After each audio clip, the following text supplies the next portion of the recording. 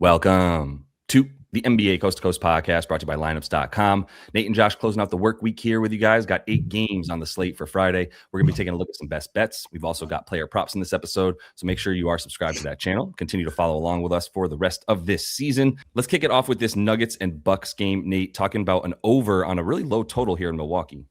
Yeah, there's a lot of low totals tonight. I mean, we've been seeing games trend under for a while now as we enter the dog days of the NBA season, but I think this one will have some offense.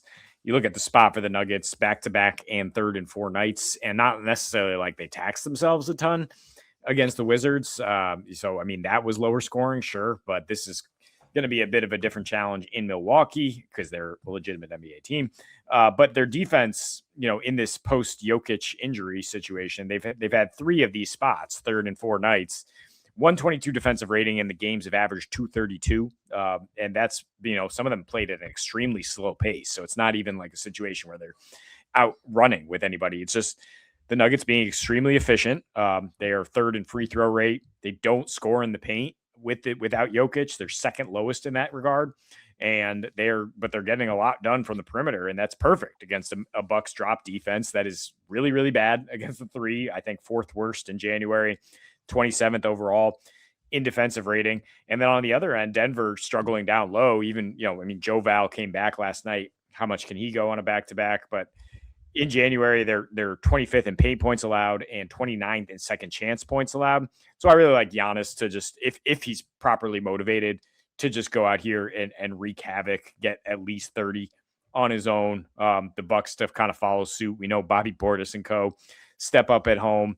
And, yeah, I mean, if the Nuggets don't win this game, they've given up 125 in losses on the season. Their defense is just quite vulnerable on the interior, and that's exactly what the Bucks like to see. Yeah, I'm with it. I mean, it's mostly like you said, based on the Nuggets not necessarily being quite as good on D these days, and definitely playing a thin rotation where a lot of guys are so responsible for so much more on offense now that it definitely takes away from their ability to play defense a bit. So this is an interesting one if I were to try to take the total, just because of the difference in how these two teams play. But I'll just take the Raptors with the rest advantage against Portland here. They've both been good for sure. Both these teams have been playing pretty well. We know that the Raptors are still going to be without Pirtle. The key is going to be, does RJ play? Because that would also impact the total for me. And then Colin Murray-Boyles as well is questionable, but they've been playing really well without a center. Have the Raptors. They've been playing a ton of small ball. Sandro, even when Sandro Mamu comes in there, it's still a lot of small ball because it's still pace. It's not pace, excuse me. It's space. It's just offensive efficiency and space for the Raptors. They're still a really, really good defensive team. But the key for me is I don't even know who's playing for the Blazers right now. They've been really good when everybody's around. Still waiting on their injury report, but I'm not confident once again that we're going to have everybody around for them. Mostly as we talk about Drew and Jeremy Grant, even if Drew's back, we still have him on 20 minutes. I do like the way that the Raptors have been playing, even with like Drew and the Blazers, even with Drew in like limited minutes. But I don't really see a commitment to winning other than beating up on some bad teams and then an underhanded Miami team. I think this one's going to be a little bit more like the recent Atlanta game that we saw them play, which was also pretty low scoring, which is also why I lean towards that a little bit more. Last thing for me is really just the Raptors on the road here. There's a decent amount of sort of home road splits that would lead you to feel pretty good about Toronto playing really scrappy ball on the road. They're currently 14-9 straight up. They are covering the spread at about a 63% rate on the road as well. And as far as the plus minus, they're a little bit better on the road here than when they played at home. It kind of makes sense for them. It's been the trend for Toronto. It's not like they do have a decent home court advantage, but a lot more of it is there's just sort of grit and grind that they've shown. And I think that's going to help with them on the defense the way that the Blazers play. Yeah, you said you don't know who's going to play for the Blazers. Did mention that Denny Avdija has back spasms and had to leave the game last night. I mean, that is burying the lead, sir.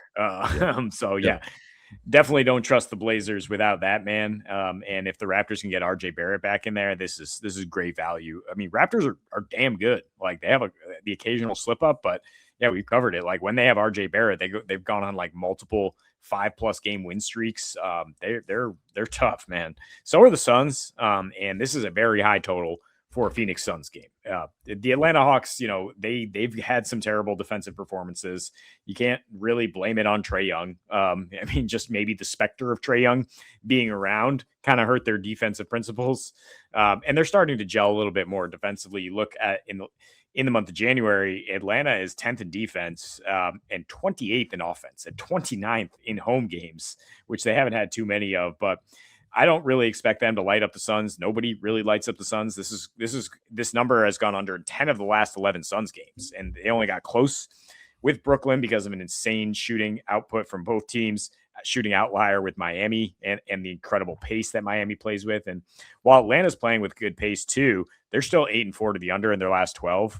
And you look at their recent overs, they're 2 blowout losses to the Lakers and Celtics. And then, yes, they got into a run and gun game with Memphis. But Phoenix just so good limiting assists, limiting assisted threes.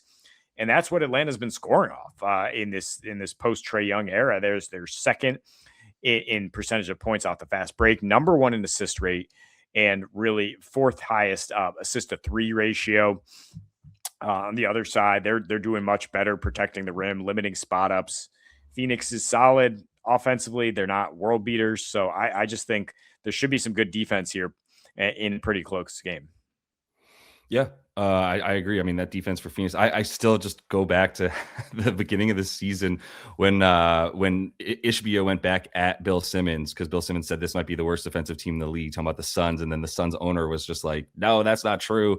And to be honest, I was like, I don't think that's true either. You just put Dylan Brooks on this team. Devin Booker's always been a good defender and when your best player is also committed to defense, then your team is going to be committed to defense. So I love the Suns this year, man. It's crazy. Looking at Grizzlies and Pelicans for my last best bet here, Nate. Looking at the under in this one, really high total for a game that's not going to have Ja Morant, not going to have Santi Aldama. And then as far as the Pellies go, it hasn't really mattered who's playing quite as much for them when they're playing against a team like the Grizzlies that I do think is going to be playing a lot slower. They play 3 possessions per 100 slower without Ja. Their offense is worse, and their defense is pretty much the same, but actually has been decent, especially over the course of the last 5 that they played without Ja Morant. Those games averaging a lot closer to 217 in that range, 220 as really like the sort of median of the number that in terms of the total of these games that we've seen since basically January started, when they've been playing mostly without Ja. And in those games, they played a couple fast-paced teams, but as far as the Pellies being considered a fast-paced team, hasn't really mattered for their ability to score. If you look at their last 5 specifically, the only game that didn't play super fast was that Detroit game. Even Houston, they sped up a little bit to like 101. Even the Pacers, they also sped up a little bit. Pacers game was really the only one to go over this number that hit 246. Everything else topping out at about 230. So that's why the average for them in these last 5 and in the last 7 as well, you can even tack on a couple extra games. The pace the pace hasn't mattered essentially with how bad that they've been on offense. The shooting has been bad, but it's also just been a lack of being able to even get to the free throw line, which is really crucial when Zion's out there. Their assist percentage as well over the course of that last 5, super down. They are bottom 5 bottom 4 now in terms of the assist per game that they're getting. Assist percentage is also bottom 3. So I don't really care. I think the Grizzlies, they still have a squad that they're just gonna trot out the same squad they've been mostly trotting out, and when it's without Ja, it just averages such fewer points that I think 239.5 is failing to take into account all of that.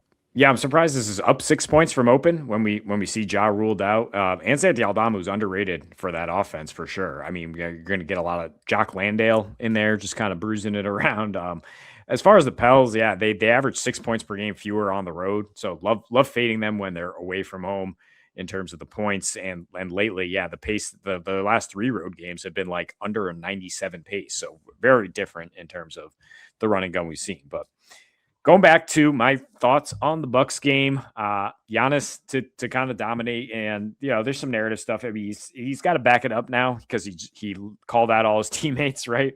And there's the thought that like he's probably getting traded in the next 2 weeks. I mean, or maybe he would like to. It's sort of like when the relationship is over and you said some things you might regret, and then you come back the next time and you're like, all right, let's not end it like that. That's what he has to do with the city of Milwaukee now, right? I mean, like booing his own fans at one point, last couple blowouts, it has not been a way to go out for a man who's beloved in that city. And especially if you want to get traded to a destination of your preference. Like, you got to make good here, and not go out on like the Anthony Davis in New Orleans. No, Denver, we covered their defensive issues. Like, this is going to be a good matchup for him to just attack the rack. They are bad in the paint, and Aaron Gordon has not been able to stop Giannis. The last 6 meetings, he's averaged 31.3, 13.3, 38% usage rate. Also, KPJ out means a lot more usage. Yes, he went under against OKC. Many people do. The 13 prior without KPJ, Giannis was averaging 31, 11, 7, 36% usage. And yeah, prior to those 2 blowouts at home, he was performing in front of these Milwaukee fans. He was averaging 44 PR in just 29 minutes per game. And now he's healthier, capable of probably going up to 34, 35 minutes if the game dictates it. And I mean, the spread indicates that the Bucks are going to be in control, or at least be in a close game here with the Denver team that never really seems to get blown out, no matter who's sitting for them on a back-to-back. Yeah, that's fair. I mean, it's really just Giannis, and yeah, we're seeing a lot of auditioning, aren't we, for guys? And I mean, not that Giannis needs to show it. I guess it's like you said, it's auditioning. It's also just like weirdly his farewell tour, whatever it is. Like his agent is doing all these things behind the scenes that sort of indicate that he's doing, looking for trades. And then Giannis is like, hey, it's my agent, man. I don't know. He's doing what he wants to do. And no, he's doing what you tell him to do. But either way, he's going to be coming back and playing. And like you said, he owes it. I think he feels that way. So I'm going to go to the Nuggets game here with the Nuggets game. Gee, look what I did. Nets game. I really did mean Nets game with the Celtics here. Look, it's not a great matchup necessarily in terms of how good this Boston defense has been. It's been really good, but it's also been a defense that is not quite as much. It's just the opposite of what it was last year. It's really just changed its ways from we will not give up spot up shooting to let's pressure the ball. Let's force some pressure. We have to really force pressure up top because we don't have the down low defense to really stop it. They're still like number 1 limiting points inside 5 feet, yet they don't really have a shot blocker. I'm not calling Neemias Queta a shot blocker by any means. Certainly not calling anybody else that comes in behind him like Luke Garza or anybody like that. So, but I still think MPJ, what I was worried about and what I wanted to look at before I bet this is what happened in those first 2 games where he played Boston. He played really well. He scored 24, scored 37, still took his normal like 20 to 23 shots in those games. Like, was there any focal point for the defense? Was he a focal point for the defense where they actually did just overpressure him? And the answer is no. They actually he's an off-ball guy more than anything, especially when he plays with Dioman, and they really trust Dioman to sort of run the offense and keep the sort of at the top of the key spot held in terms of making sure the ball keeps moving back and forth. And MBJ's played well, actually taking a dribble in and hitting that mid-range in addition to the sort of spot up and 3 stuff that we would expect, we all envisioned when he was playing with the Nuggets. Yeah, he's spotting up, but his stuff off of the pull-up is actually a lot higher this year than it ever was, up at about 30% of his points, because he is taking that one step inside the 3-point line when he needs to and getting away from the pressure. That's what we saw. That's what I saw when I was watching him play against Boston the first 2 times. And I kind of like the fact that he's been down a bit in these last 5 games. And one of those, the last one, he only played 26 minutes because they got absolutely walloped, which we'll just circle back to that as we were talking about that game. And it was like, yeah, we were both like, this seems like the Knicks should just handle business. And they obviously did. So I think MBJ comes back with a bit more to bring here, assuming they can keep this thing inside of 50 points. Yeah, they have played the Celtics tough. They split the first 2 meetings, despite the fact that the Nets are now starting to circle the tank. I think they will be competitive here. And I mean, this should be the weakness for the Celtics, is like these really long athletic wings, because Jaylen Brown, as much lifting as he's doing on offense right now, can't necessarily be that big wing stopper. He's a little too big for Derek White to be that stopper. So it makes sense. I mean, he's just surrounded by a bunch of nobodies and G leaguers, so he can shoot as much as he wants. This is what you wanted, right? Yeah. MVP of the show, right? Earlier in the season, let's go back to it, because the Cavs are still real shorthanded. No Garland, no Merrill, and Jalen Tyson without Garland is pretty much the main playoff Donovan Mitchell guy. I mean, of course, Evan Mobley has more touches, but he's third in rebound chances. He's third in touches. Without Garland, he's and in the last 3 with him out, Kenny Atkinson has really embraced like how important Tyson has been to this lineup, and just been like, yo, all right, 34 minutes a game, 24% usage, go out there, do your thing. Nearly 12 rebound chances per game, and grabbing them at a 65% rate. And on the season, he's at 16.3 points per game, without Garland versus 12 with him. He hits 2.6 threes, has freaking 71% true shooting. Also jumps 6 more minutes and 6 more points and 2.1 more RA when you don't have Sam Merrill. So both those guys, again, out. The Sacramento Kings coming to town. They are not a scary matchup, despite, recently being okay for winning a few games, surprising some people. They're still bottom 5 defending the paint. Still been lucky on some open threes, giving up a few too many open looks, and 22nd in offensive rating and 21st in rebound rate. So those rebound chances should be there. Not adding the assists. He's been a bit fortunate on those lately, but he will score, and he's very good coming off the wing for those rebounds. I love Jalen Tyson. He never should have lost minutes to anybody. I've been harping on this since I've been talking about the Cavs as a team that I don't trust in the East once they get into the playoffs, because they don't have wing defense. They don't have wing scoring. Dude's provided it. He's the catch and shoot guy that they need, especially when Sam Merrill's not around, and who knows if and when Max Strus is coming back this season. So this is it. And then as far as defensive stopper guys on the other side, like, you don't have anyone else, man. This guy has to play more. He did have like a really legit sickness that I guess he went through for like a week, and that really kept him out, and then really slowly ramped back up. It was like really like come back from a legit like physical injury, because it was like his respiratory system, all that stuff. But I gotta believe that he's fully back, because there's nothing that you can look at, whether you're watching the game with the eye test or you're just looking at stats. There's nothing that would tell you Jalen Tyson should not be a 30-minute a night guy in the starting rotation for the Cleveland Cavaliers. So love him continuing moving forward. I'm assuming Kenny Atkinson sees what we're all seeing. So Jalen Green, I'm going to go back to this again. He was 4 for 11 in that first game back that he played on the second night of the back-to-back for them. 4 for 14. You can say he needs to get his legs under him, and I totally understand that that you would be a little bit hesitant to go in on that. The 76ers are not a bad defense, especially on the wing when they have everybody playing. So I'm not going to take that away from them. And I wanted to be like, well, also Atlanta's a good defense, but they're not right now. They had a 5-game stretch right before the CJ McCollum trade, obviously playing without Trey, where they were 6th in the league in defensive rating. They were limiting 3-point attempts. They were flying all around the ball. The only thing you could get was like mid-range shots against Atlanta. They were awesome. Even at the rim, they were defending. That seems like forever ago, because in the last 5 games, they're fifth worst team on defense here. They're giving up a ton of threes, and they're giving up whatever you want at the rim. And that's NBA basketball 2026. Are you giving up stuff at the rim and or the three? You can't give up both if you want to win, and that's why they're not winning. I'm not going to just blame it on CJ McCollum. There's something to be said for him being relatively just a slight upgrade at best from Trae Young on defense. So there's something to that. That means the top of this key is just vulnerable, man. And I will give them a little bit of leeway in that Dyson Daniels missed a game in this 5-game stretch that I'm talking about.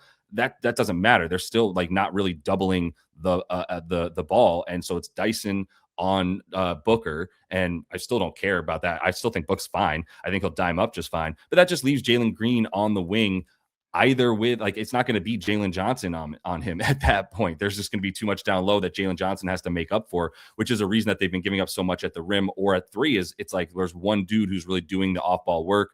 Nah might be out there as well, but Jalen Green also played a bunch with the second unit. That's really helpful coming up against the Hawks. I think that's a big part of the cap, and I think 11 shots is reasonable for him. He probably would have been taking a few more. It's almost like you might as well either go 13 or 25, because if he hits some, he's just going to keep shooting and put up the ridiculous 45% usage percentage he had in his very first game back this season when he put up 20 shots. So, yeah. I mean, he's going to come off there chucking. I looked into some stuff as well, because I like Colin Gillespie, 15.5 PA.